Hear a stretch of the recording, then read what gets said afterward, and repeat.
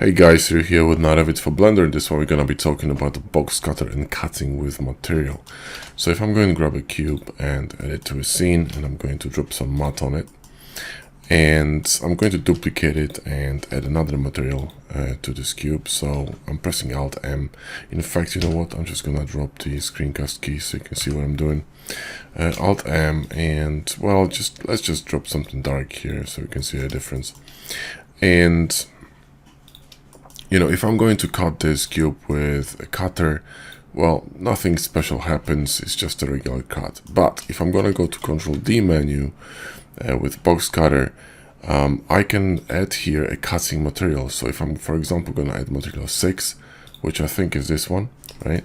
And I'm going to cut this cube with this material, you will see that now it's much darker. Let me just remove the metallic value from this material so you can actually see it a bit better. And there you go. You can actually cut this cube with another material.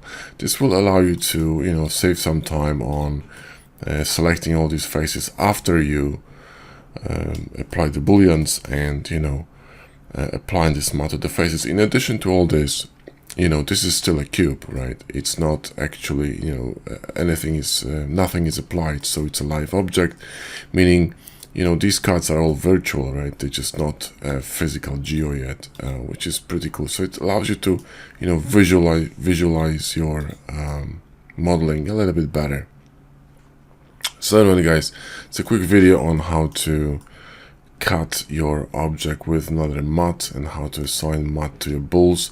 And this works with any bools. You know, if I'm going to copy this, right? So let's go to custom, select this one and copy. And let's change the cutter to material 04. So Control D and switch it to 4. And we're gonna cut this one. You will see that, you know, custom cutter is gonna have a different color. So really cool stuff. Awesome for very quick concepting and, you know, kind of visualizing what's happening with your mesh.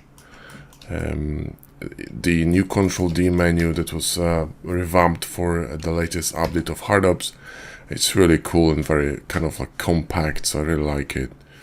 And so, you know, give it a go, guys. It's a fantastic feature. Anyway, thanks for watching. I hope you enjoyed the vid. Give us a like and sub if you did. And as usual, links to HardOps and Boxcutter add-ons and all other add-ons I'm using in my workflow are in the video description. So go through the links, check the add-ons. Thanks for watching. Catch you next video.